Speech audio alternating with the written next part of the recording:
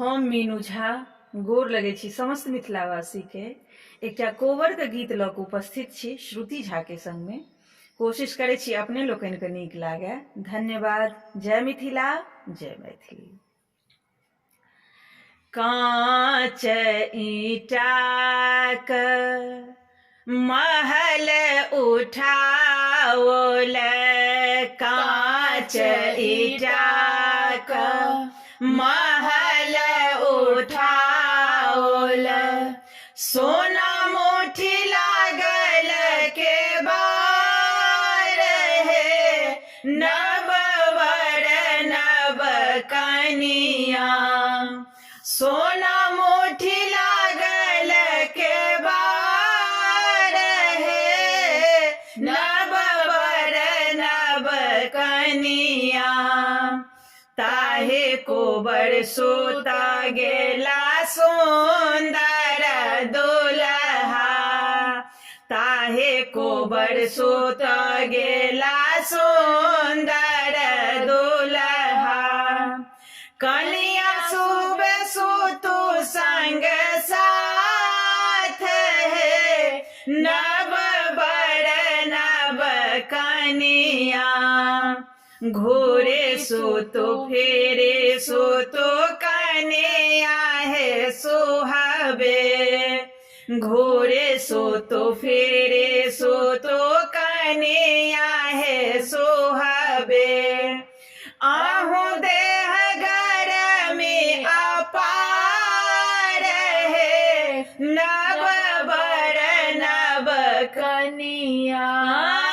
आहू देह घर में अपार है, नव वर नव कनिया, एतबा बचन जब सुनलनि कनिया,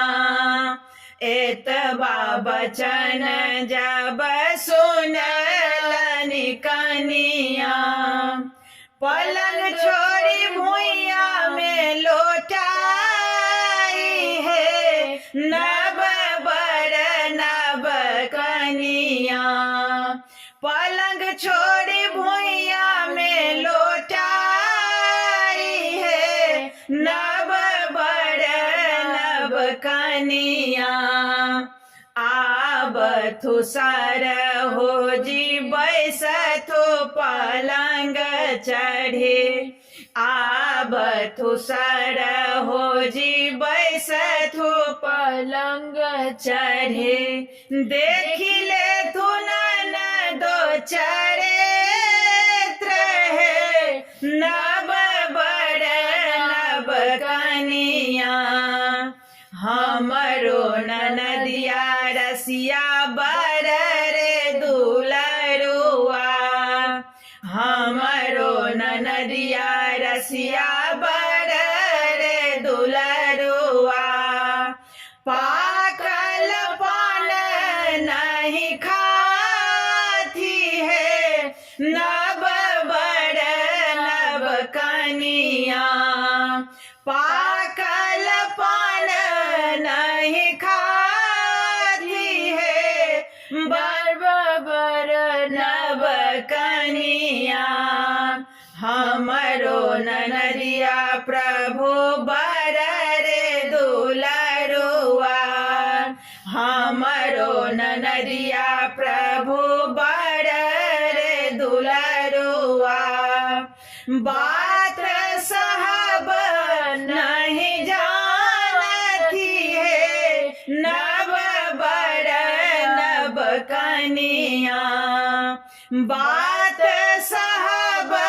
नहीं जानती है, नव वर नव कनिया।